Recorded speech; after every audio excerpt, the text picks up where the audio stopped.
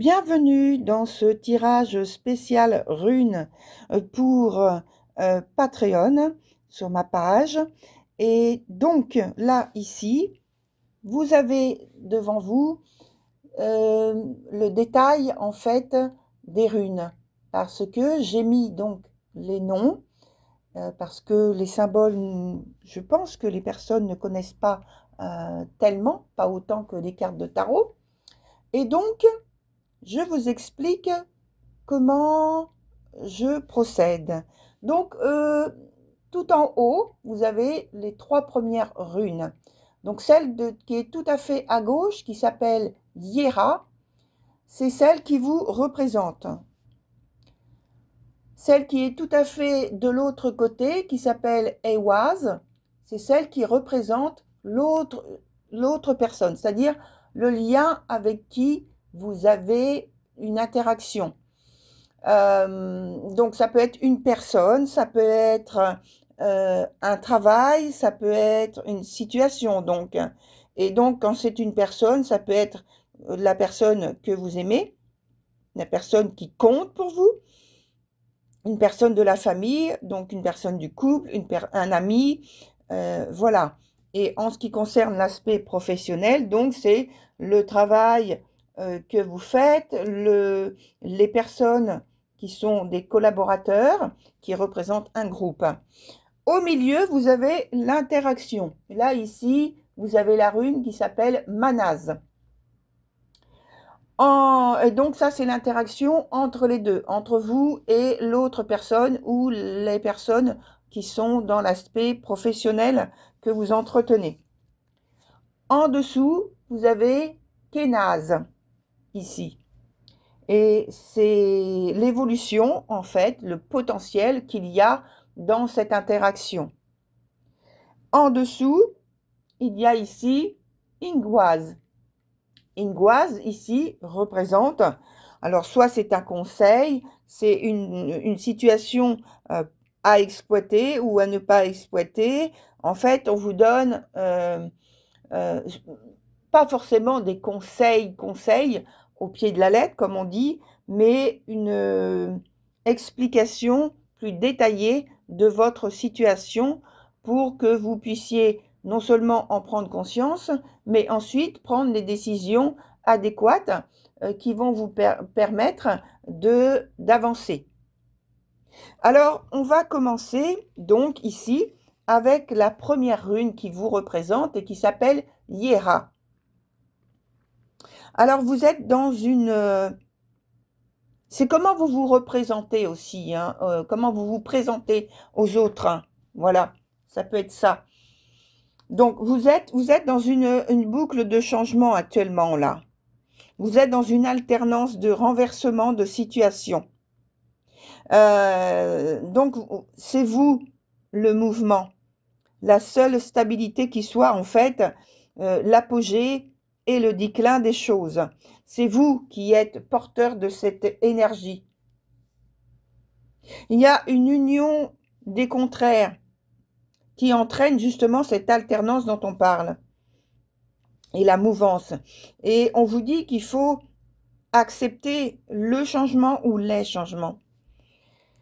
D'un point de vue plutôt ici, parce que là je viens de nommer des choses qui concernent plus quand c'est une relation avec une personne en particulier. Et si ça concerne plutôt l'aspect professionnel, on parle de chute si vous êtes au sommet, si vous êtes très bien, en très bonne situation. Donc vous êtes au sommet, vous êtes en ascension. Et si vous êtes plutôt... oui, non, excusez-moi. De chute si vous êtes au sommet et d'ascension si vous êtes plutôt en bas de l'échelle. En bas d'une situation peut-être qui est très pénible à vivre. Ce qui donne, vous voyez, d'un côté comme de l'autre, ce qui donne de l'instabilité. Alors, j'ai oublié, mais bon, je pense que vous l'avez vu parce que c'est marqué sur la petite, sur la photo, que c'est un tirage qui concerne donc ici les balances. Alors, je reviens directement à l'interprétation parce que donc je viens de parler de l'aspect professionnel. Sinon, ici, on nous indique qu'il y a quand même un risque de dispersion du fait d'instabilité qu'il y a à vivre, de choses qui sont indécises et qu'il y a le risque aussi de tomber hein, j'emploie le mot tomber, dans l'illusion, dans les apparences, ou de rester seulement dans les apparences. Alors ensuite, on va directement sur la rune qui s'appelle Ehwaz, puisque c'est le deuxième point qui concerne l'autre personne. Qu'est-ce qu'elle vous apporte? Comment elle se présente? Qu'est-ce qu'elle vous apporte dans la relation?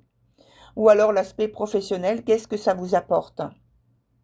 Alors l'autre représente ici, avec cette énergie Ehwaz, la remise en question. Celle ou celui qui provoque le renversement d'une situation qui paraissait stable. Mais paraissait seulement parce que vous êtes déjà dans l'instabilité, dans le mouvement. Vous voyez? Vous vous souvenez? C'est seulement en apparence, hein, puisque vous avez dû prendre conscience de l'instabilité, comme je viens de le dire, du fait qu'il y a des cycles. Alors, c'est une purification, en fait, hein, une porte de transformation, une entrée sur un chemin initiatique à travers une épreuve ou d'une remise en question.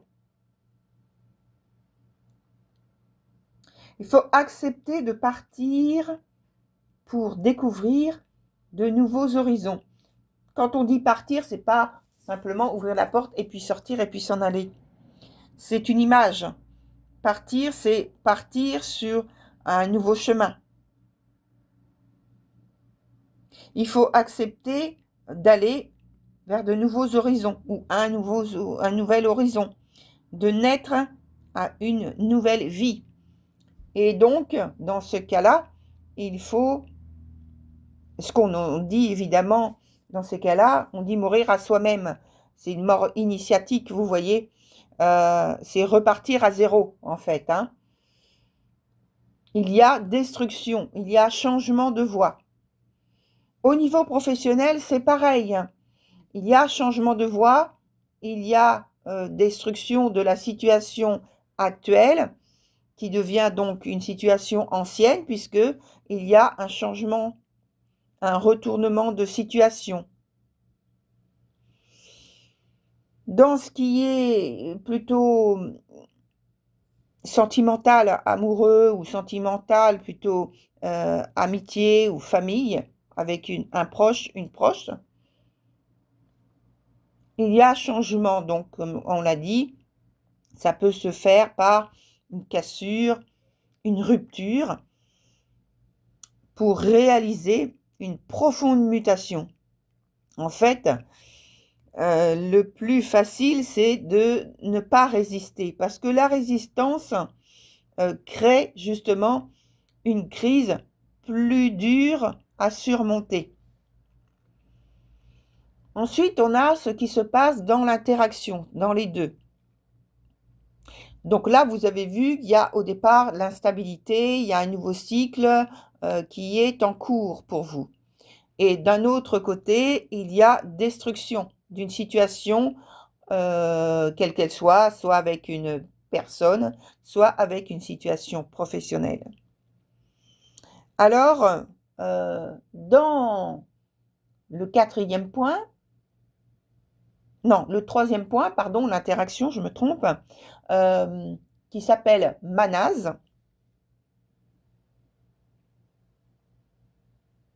Il y a de l'espoir, en fait. Il y a de l'espoir qui est nourri, qui est alimenté. Et donc, c'est très bien.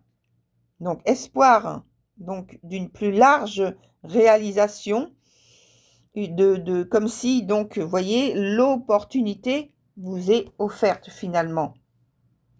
Il y a de la complétude. après avoir supporté, vécu des luttes pour arriver aux épreuves et qu'on a nommé tout à l'heure de mort initiatique. Il y a dépassement des hostilités et des obstacles, c'est très positif, hein. Les extrêmes de se manifester pour vous vous apporte donc la possibilité de défier, on peut dire au sens large et général, un destin. Il y a entre vous le développement de bonnes choses, hein, de bonnes pensées, de bonnes situations que vous voulez mettre en œuvre, de la fraternité, de la solidarité, de la collaboration. Il y a une recherche ensemble d'harmonie, de conciliation authentique et sincère. Donc, je parle toujours de ce qui peut arriver au pire quand même. C'est que ici, la perfection cache des craintes et des angoisses. Des craintes et des angoisses, quand on est dans une période de crise, je pense que c'est inévitable. Donc, pas d'inquiétude plus qu'il n'en faut. Et donc, dans cette relation de cœur, que ce soit affectif, sentimental, amoureux, hein, on va aller plus loin que ça, dans ce terme, il y a la réalisation, le partage, la rencontre on va dire, de l'alter ego et l'équilibre. Donc, ce qui en ressort, c'est positif. Si c'est d'un point de vue professionnel, il y a la valorisation des qualités humaines, des services, communication et solidarité toujours. Ensuite, on a la rune qui s'appelle Kénaz. Et ici, souvenez-vous, on a parlé de l'évolution, le potentiel qu'il y a, qui existe.